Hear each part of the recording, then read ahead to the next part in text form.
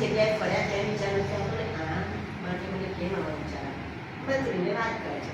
મંત્રી કે હશે રાજા કંઈક પગ પડી ગયો ના વિચાર આવે કઈ નાખે જઈએ. પણ મંત્રી બી બહુ બુદ્ધિશાળી હોય. હંમેશા મંત્રી બુદ્ધિશાળી, રાજા કરતાં પણ મંત્રી બુદ્ધિશાળી હોય. રાજાને મંત્રી જાય છે, મહેલમાં પહોંચે છે. મહેલમાં પહોંચે છે એટલે રાજાને મૂકી અને મંત્રી હોય છે પાછળ જે જગ્યાએ એમને વિચાર ખરાબ આવ્યા છે ને ત્યાં આગળ ઉભા આવે છે. તો જોઈ તો ચંદનના લાકડાનો વેપાર છે.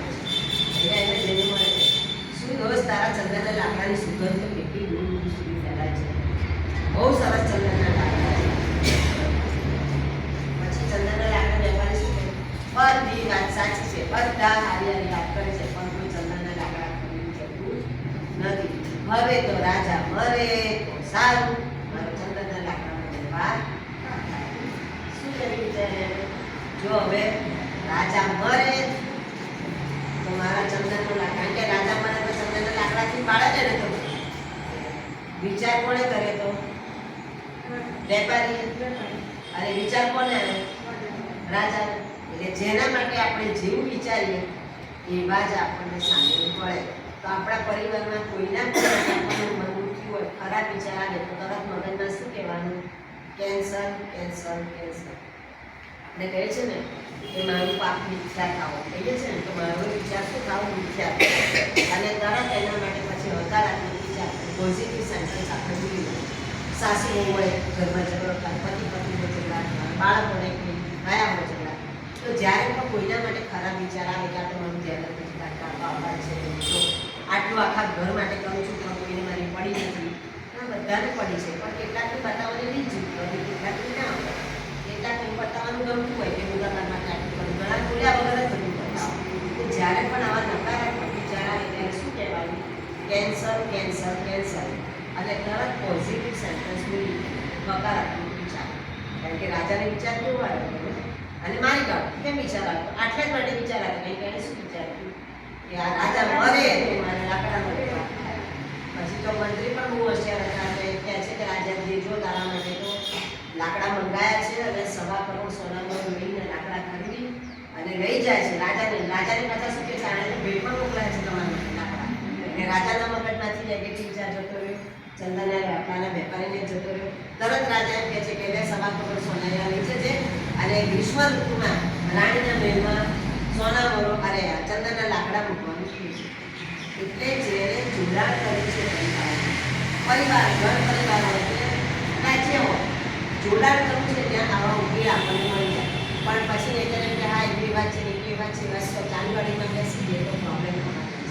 એટલે આવી રીતે નાના નાના પ્રોબ્લેમ ઘરમાં આવવાના છે પણ સમાધાન લાવવાનું બનાવવા માટે શું આપણા પ્રોબ્લેમ. હવે તમારા સંઘમાં તો અહીંયા તો બધા ઓછા છે ત્યાં વધારે સંઘ છે. બીજું જે અનુષ્ઠાનો થતા હોય એમાં જેટલો લાભ લેવો હોય તો કેટલાક તંત્રી લઈ શકે, કેટલાક મંત્રી લઈ શકે, કેટલાક તંત્રી લઈ શકે. કેટલાક એવું થાય કે ચલો મને ગૌરી કરતાં સરસ આવે છે કે બીજા બહેનોને ગૌરી શીખવાડે. તમારા એ તો બહુ મોટો સંખ્યા તો એવા પ્રોબ્લેમ થાય જ નહીં. તો ઘણી જગ્યાએ તો ગૌરીવાળા શોધવા પડે. મારા તો સામાન્ય હોય તો કહે છે ગૌરીવાળા ક્યાં છે, આવજો ને આવજો ને આવજો ને. એના કેટલા ભાઈ બાપા કરવા પડે આવે ત્યારે. કારણ કે ટાઈમની અનુકૂળતા નથી હોતી. અત્યારે બધા કામમાં એટલા બધા બિઝી છે કે કોઈની પાસે ટાઈમ જ નથી હોતો. તો જ્યારે જ્યારે આવા પ્રસંગ હોય તો ગૌરી શીખવાડવાનું, કોઈને આંગી આવડતી હોય તો આંગી કરવાનું. હવે જેની પાસે જે શક્તિ હોય એને બીજાને શીખવવાનું. એના કારણથી સંઘમાં પણ પ્રેમ થશે, પરિવારમાં પણ પ્રેમ થશે. હવે છેલ્લી વાત, આપણા સંઘમાં એક શાખા સેતુનો કાર્યક્રમ રાખવો છે જેમાં 60 વર્ષથી મોટા શ્રાવક શ્રાવિકાઓ છે એ લોકોને માટે જે અમે શાખા સેતુનું કામ કરીએ છીએ. અમે કોઈના ઘરે જઈને કેવી રીતે ભક્તિ કરાવીએ છીએ તો તમારે તમારા ઘરમાં કેવી રીતે, તમારા અડોશ પાડોશમાં, તમારા સંઘમાં કેવી રીતે ભક્તિ કરાવવાની તો એના માટેનો એક કાર્યક્રમ અમે રાખવાના છીએ. તો એ કાર્યક્રમમાં અમે શું કરાવીએ છીએ, કેવી રીતે કરાવીએ છીએ, એવી રીતે તમે તમારા પરિવારમાં, તમારા કુટુંબમાં, તમારા સંઘમાં, આજુબાજુમાં કેવી રીતે શાખા આપવાનું કામ કરી શકો છો એનો તમને આઈડિયા આવે.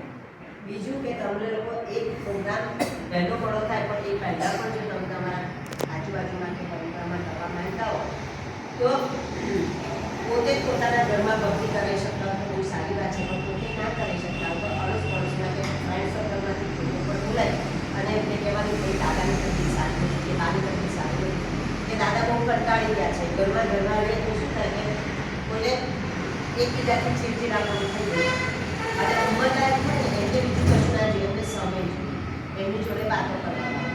અમે લોકો એવું જ કરીએ, કોઈના ત્યાં અમે ભક્તિ કરાવીએ 1 કલાકની ભક્તિ કરાવીએ, પણ 1 કલાકની ભક્તિમાં એટલા હળવા પ્રયત્ન કરી લાવીએ કે એ લોકો એટલા ખુશ થઈ જાય કે બીજી વાર તો ક્યારે બોલાવે. હવે શું કરીએ, એમને સાંભળવા થાય કે વડીલો પાસે અનુભવ એટલો બધો છે ને કે એમને થાય હું કોને કહું તો થોડા સાંભળવાના, પછી વચ્ચે ભક્તિ લઈ લેવાની, વચ્ચે સ્ટોરી કહેવાની, પાછા એમને સાંભળવાના, તો શું થશે કે એ લોકોની પ્રસન્નતા રહેશે. એટલે આવું કામ તમે લોકો કરી શકો. ધારો કે આ છે ને આ છે, બે બાજુ બાજુમાંથી રહે છે, આગળ પાછળ રહે છે, તો હવે એમને ઘરે એમને ભક્તિ કરાવવા બોલાવું છે તો એમના ઘરે ભક્તિ કરાવવા ગયા અને ભક્તિ કરાવવા ગયા ને પછી સાસુ કે મમ્મી કે કોઈની વાત કરે, આ એક રિવાજ છે એના તો ત્યારે આપણે એના ઘર બંધાવવાનું કામ ત્યારે તરત જ્યારે એની વાત આવે ત્યારે આપણે ફળ થઈ જઈએ કયા ભગવાન તમને ગમે છે, કયા પરમાત્માની તમે સાંભળો છો, તમે સંભળાય છે ત્યાંથી પૂરો વિચાર જતો રહે. કહેતો તો કહેતી હતી તો આવું બધું કામ કરતા નથી. બીજું કે તમારા સંઘમાં પણ પાછા ચાલે છે તો જ્ઞાનાવળીય કર્મનો ક્ષમ કરવો હોય તો આ બહુ જ બેસમાં બેસ છે. તમારા સંઘની અહીંની પાછળ કે પાછળના જે બહેનો ભણેલા છે એ લોકો બાળકોને ભણાવવા માટે આવે, પોતે પણ ગાથા કરે, કેમ કે પોતાનું પાકું થશે. આજે હું કોઈને પણ શીખવાડીશ. હવે આજે જે વાતો કરી છે આ બધી તમે જાણો છો, મેં કંઈ નવીનું નથી કીધું, અને છતાંય તમને એમ લાગે કે ના આમાંથી થોડું ઘણું તો જાણવા મળ્યું આપણને. થોડું ઘણું તો લાગે ને, બાકી કંઈક તો બધું જાણતા હતા આમાંથી નવીને શું થાય છે, પણ કંઈક એવું હોય કે આપણને જાણવા મળે. તો જ્યારે તમે લોકો ભણવા આવો અને ભણાવો, 10 મિનિટ તમે ભણો, 10 મિનિટ ભણાવો, અઠવાડિયામાં 1 દિવસ 2 દિવસ એવી નથી હોતા, તો આપણા જ્ઞાનાવરણીય કર્મોનો ક્ષય થવાનો છે અને બીજું આપણું જ્ઞાન વધશે. જ્ઞાન વધશે તો આગળ આપણે બીજું ભણી શકીએ. અમારા જે પરિવારમાં હમણાં અઠવાડિયા પર એક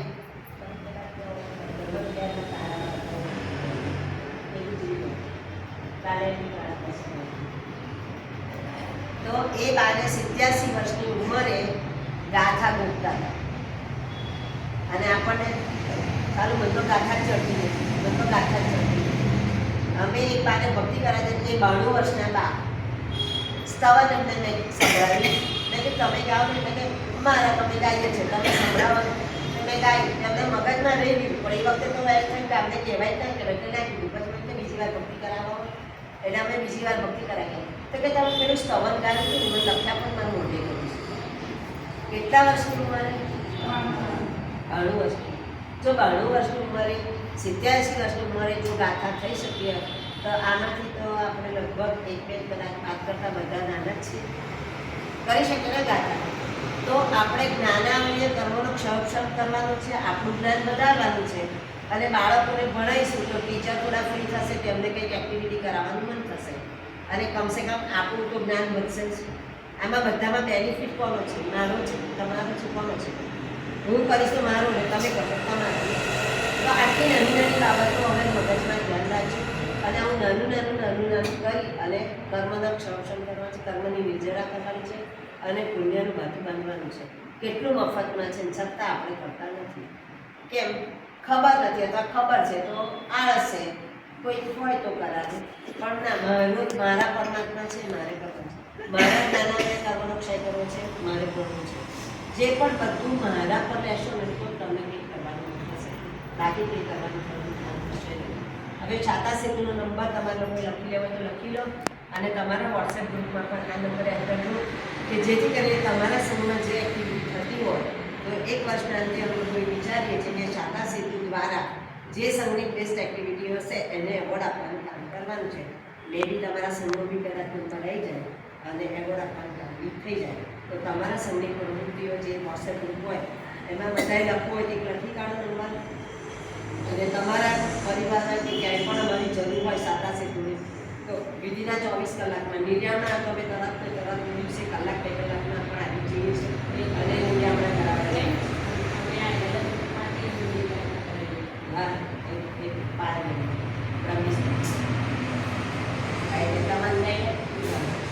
તમારે લોકોએ લખવું હોય તો નંબર લખી કાઢો 3 × 7070706820. 87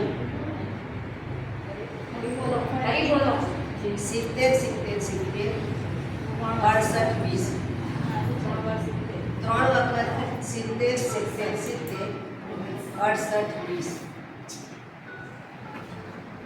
ચોપડામાં બધાનું નામ લખાઈ ગયું. બોલો હવે આ સંદર્ભમાં કોઈને કંઈ પણ પૂછવું કરવું હોય તો પૂછી શકો છો, અથવા તો મારા કરતાં જ્ઞાની સહેલી છે તો એમને પૂછીને પણ તમારું 70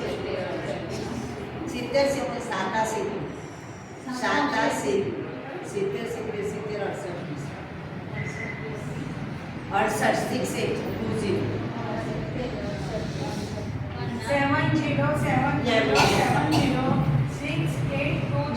હા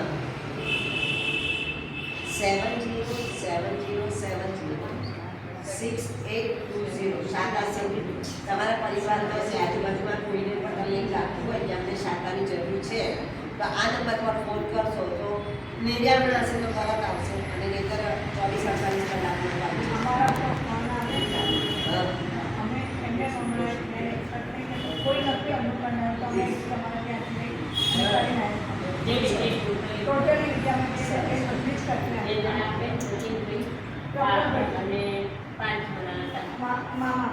જમતા ફોન આવ્યો કે ભાઈ આવું થયું છે, હું તો એકલી ગયું શું કરું. તમે ચિંતા ના કરો, અમે તરત આવી